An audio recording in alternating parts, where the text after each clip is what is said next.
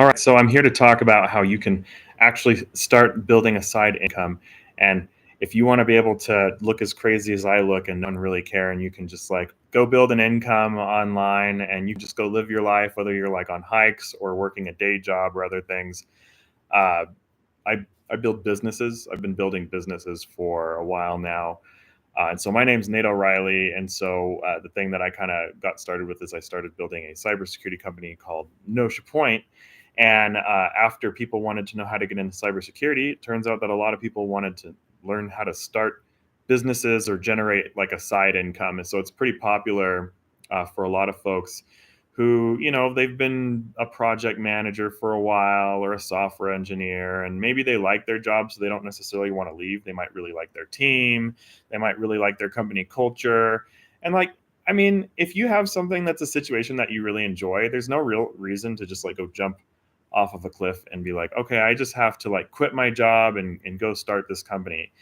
It's actually a reality that you can generate like $60,000, which is, I'm not saying that you should aspire to, build a certain amount of money, but you could generate like $60,000 like on the side of whatever you're doing if you know how to build online businesses that work for you while you sleep. Now, there's a catch because there's this like concept of like passive income, which is a complicated thing because a lot of that can be kind of like a scam. Uh, in order to make something that kind of works for you in reality, there's usually some work that comes up front that you have to do. And if you're not putting in that upfront work and consistency and kind of doing things to like ramp something off the ground, I kind of think of like building lines of income that grow while you're asleep is kind of like if you're going off of like I used to go snowboarding. So if you're going off like a ski jump or something like that, you have to like go off the ski jump, right? And then you're just like sailing for a while. And then there comes a time that we call the downturn that you have to like land. And then if you want to get back in the air, you got to go and go off another jump. And so like when you're building actual passive income, like you usually have to maintain something or make sure that there's something going on or understand what your strategy is. And then it is part of that concept of like you can work smarter, not harder. And then in some cases, some folks just want to keep growing things on the side. Or if you start generating enough money to replace your bills, which is kind of what I do, then you don't really have to have a job and you can kind of just work with whoever you want to work with. And that's so anyways, that's kind of the format that I work in. Um, if anyone's ever curious about the types of businesses that I currently own and what I do with them, feel free to ask sometime. But for now, I want to talk about like how do you actually get a business to start generating something or anything. I think it can be one of those things like you see all of this stuff online about just like work really hard. That actually doesn't usually work. You just burn out. You can work really hard at doing things that don't work. What usually makes sense is look at some other company or someone who's done something that you're like, oh, what they're doing looks interesting.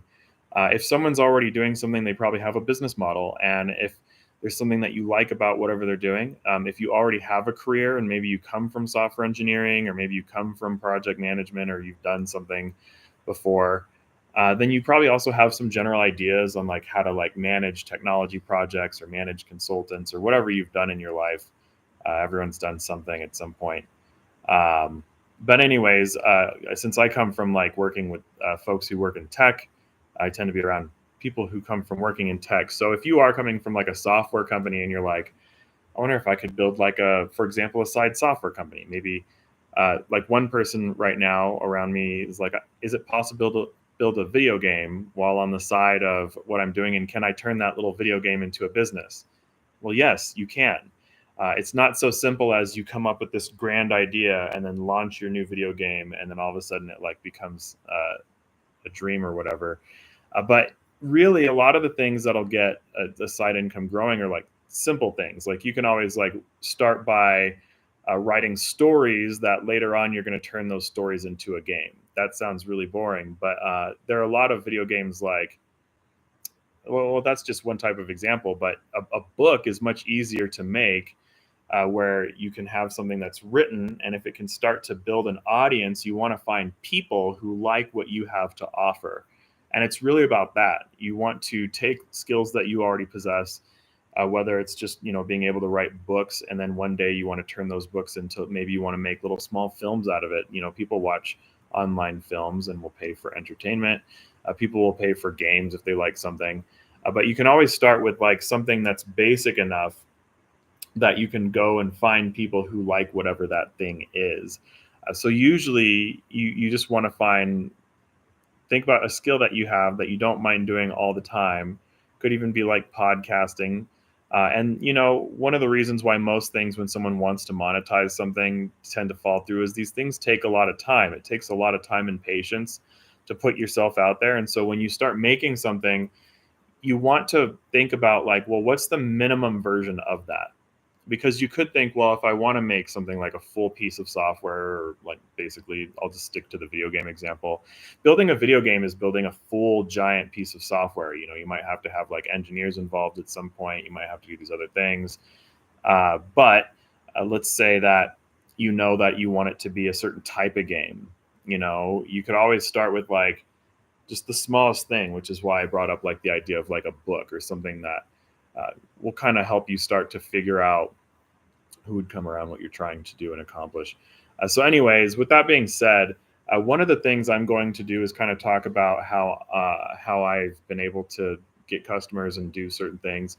So I'll just use one example of like what I do lately is I find, like I'm talking about now, is like an audience of people who I like. In my case, when you have an audience who you've been working with for a while, you kind of know who's who. But if you haven't been building audiences, just spend some time online. Like you'll discover that there are people who like you and people who don't like you. And if you just share your thoughts online a whole lot, there will be people who are like, wow, you have cool ideas. And then other people who are like, wow, that sounds really lame and I don't like you. Well, that's a real easy way to figure out who your audience is, because obviously if people don't like what you do, they're the wrong audience. Go find the people who are like, wow, this is so cool. Find more of those people. For example, right now, so my background is in cybersecurity. So I've been kind of going back to the basics of like, how do I teach people some of these concepts? Like, how do you start, getting your own customer base and stuff. And so I got my first customers in like cybersecurity. And like right now, I have a bigger audience, so it's a little easier to get customers and things like that. Just know it can take, like 3 to 6 months to get your first client ever if you've never really gotten one before. And even folks that I teach, it's usually not fast. If you've never had a customer who's paying you like, $5,000 for a contract or $10,000 for a contract. And for me, sort of like an average rate that I get for like a contract is anywhere from like $60,000 to $120,000 for a contract, depending on how much I really want to do for an organization. And then I used to have different ones that I work with. And instead now I have a firm that manages a lot of what's going on in my different companies. That's basically a venture capital firm. And then that has a team and other people who help make sure that those clients work. But then for me, I still kind of have like a core customer that I manage my own way. Those are my people that I enjoy working with. And when I want to do things, I think about like, well, what do I like to do for them? And so in my case, I, offer like things like architectures for cybersecurity and cybersecurity education and stuff like that. And I come from like threat intelligence, so I work with like people who build threat intelligence education type things. And so, I'll help people get the types of assets that they need for their business, but replace what I do with any industry. Maybe you come from healthcare. Maybe you come from something else you could come from robotics. I have no idea what you come from. I've worked with people who do all kinds of things, and I'm sure whoever you are, you could be doing just about anything. So usually, as long as it's someone who you build like rapport with and build sort of like a history with, it can mean that your first year of trying to figure out how to build a side income, you might not make a whole lot because you might not really know very many people. And so some folks are like, well, but I don't know anyone. Well, that is when you just spend a year marketing, and you generally want to have some way to survive. So if you have a job, it's probably more reasonable to do this sort of thing if you're trying to build a side income anyway. If you don't have a job, you want to make sure you have some way to pay the bills, which is why a lot of people raise funding. Some people get loans. Some people try to live back with family. It just depends on your family. Everyone's life is so different. You just have to find a way to like survive long enough to make an audience, and it takes a long time. In my case, I just moved in with family, with my life partner, she also ended up just moving in with family to do some of the things she wanted to do. And then like, if you want to be able to afford doing like international work and things like that, it's going to cost a lot of money. You have to afford like, the different things that you need to maintain your passport. The luggage gets expensive. There's just a lot going on. And I like to do like international stuff. And so you really want to think about like what kind of thing is worth doing extra work on, because if you already have a day job, you're already somewhat burnt out anyway. So if what you're doing for yourself on the side also sounds dreadful, there's no way you're going to be able to like summon motivation. Like if you're going to be doing something on the side and your bills are already covered, like really think about something that is going to motivate you and excite you to go and use whatever skills you've built across your life. So anyways, once you find a customer, someone who likes you, and it's like it could be like a past group of people you've worked with you've done business with. I have no idea what different people's backgrounds are. Then you can usually just ask people if you build a strong network. And I use LinkedIn a lot, so I have a lot of conversations on LinkedIn with people. And sometimes the person who I end up doing a project with is someone who I met 6 months ago, or it could be someone who I met 2 years ago. It's usually pretty unrealistic that you start working with someone who you just met yesterday. They're if you're doing like really low ticket sales, like you're selling like things that cost $7 or something, then yeah, you can get a customer in like a day. But then it's like people will impulse buy things that are $50 or less. You'll still get some impulse buyers at about $100. If you're talking about United States pricing.